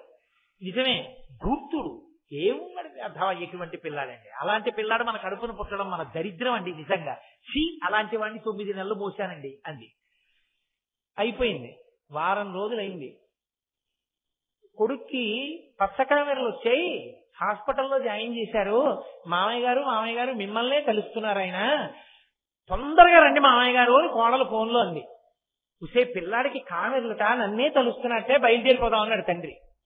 ఆవిడండి, ఏమన్నా మొన్న నన్ను చెప్పారు కదా కొడుకు మీద, ఎందుకండి వెళ్ళడం, వెళ్ళొద్దంటుందా అమ్మ అందో. కొట్టినా వాళ్ళే, పెట్టినా వాళ్ళే. కొట్టడం వాళ్ళ దగ్గరే ఉంటుంది, పెట్టడం వాళ్ళ దగ్గరే ఉంటుంది. ఎవరిలో? తల్లిదండ్రుల్లో. ఆ తల్లిదండ్రుల మధ్య ఉన్న అనుబంధం దాంపత్యం. తల్లిదండ్రులు అంటే అలా ఉంటారు లోకంలో, వాళ్ళిద్దరిది అదే ధోరణి. ఆ ధోరణే లోకానికి అంతటికీ వచ్చింది. అందుకే లోకం తప్పు చేసిందనుకోండి, ఆవిడ భర్తని రెచ్చగొట్టి దెబ్బ కొట్టిస్తుంది. నిరీశ్వర యాగం చేశాడు దక్ష ప్రజాపతి, అందరూ వెళ్ళారు తగుదనమ్మా అని. ఆవిడ ఆయనకి కోపం తెప్పించాలని శరీరం వదిలిపెట్టింది. పరమశివుడు రుద్రుడయ్యాడు, వీరభద్రుడిని సృష్టించాడు. వీరభద్రుడు వచ్చి యాగంలో ఉన్న వాళ్ళందరినీ చితక్కొట్టేశాడు. ఆఖరికి దక్ష ప్రజాపతి యొక్క మెడ కూడా కోసేశాడు. అందరికీ దెబ్బలు తగిలాయి. కొంతకాలం అయిపోయింది, మళ్ళీ ఆవిడ హైమవతిగా జన్మించింది. మళ్ళీ పార్వతీ పరమేశ్వరుడు దంపతులయ్యారు. పరమశివుణ్ణి ఏం అడగలేదు ఎవ్వరు. వెళ్లి క్షీరసాగర మథనం చేశారు అమృతం కోసం. అమృతం పుట్టింది. ఇప్పుడు అమృతం పుట్టడానికి ముందు హాలాహలం పుట్టింది. అందరూ పరిగెత్తుకుంటూ కైలాసానికి వెళ్ళారు. శని కైలాసముదొచ్చి శంకరుని వాసద్వారముంజేసి ఈశ్వరి దవ్వారుకులు అడ్డుపట్ట తలమంతుందొచ్చి కుయ్యో మొర్రో విను మాలింపము చిత్తగింపము దయం వీక్షింపమన్ సంభుజానముక్కలు కని రక్తరక్షణ కళా సంరంభురించెంబుని. ఆ కైలాసానికి వెళ్ళి తల్లిదండ్రులు మీరే రక్షించాలన్నారు. ఏమండి, వీళ్ళు ఇంతకు ముందు నిరీశ్వర యాగం చేశారు కదా, దక్షయజ్ఞం చేశారు కదా, మీకు హవిస్సు కూడా ఇవ్వనన్నారు కదా, అప్పుడు వీళ్ళందరూ తగుదనమ్మా అని వీళ్ళు హవిస్సు పుచ్చుకున్నారు కదా, ఇప్పుడు మంచి పని అయింది, హాలాహలం వచ్చింది, మీరు వెళ్ళకండి అంటే ఆవిడ అమ్మలేదు. పిల్లలండి రక్షించండి. ఆయన ఏం చేశాడు?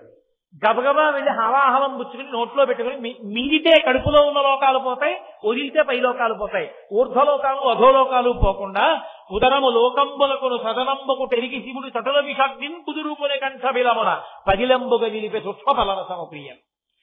కడుపులోకి తీసుకోకుండా కంఠంలో పెట్టుకుని చల్లని శంకరుడు నల్లటి మత్సని పొంది నీలకంఠ, గరణకంఠ, శ్రీకంఠ అని పేరు పొందాడు. ఆనాడు పరమశివుణ్ణి రెచ్చగొట్టి రుద్రుణ్ణి చేసి దెబ్బ కొట్టించిన అమ్మవారే.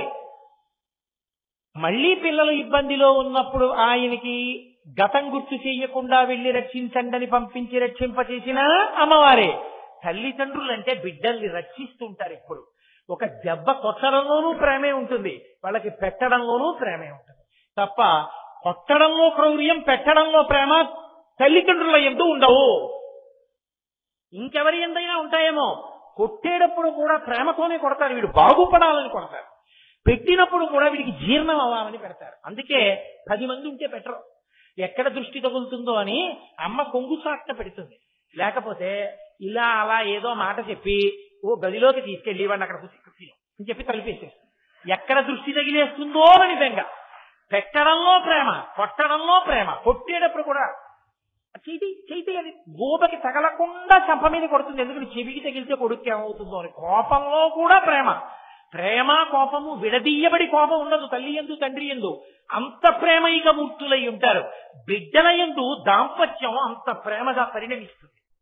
అందుకే ఆది దంపతులైన వాళ్ళిద్దరి ప్రేమ లోకం పట్ల ఎలా ఉంటుందో ప్రతి కుటుంబంలో తల్లిదండ్రుల ప్రేమ బిడ్డల మీద అలాగే ఉంటుంది.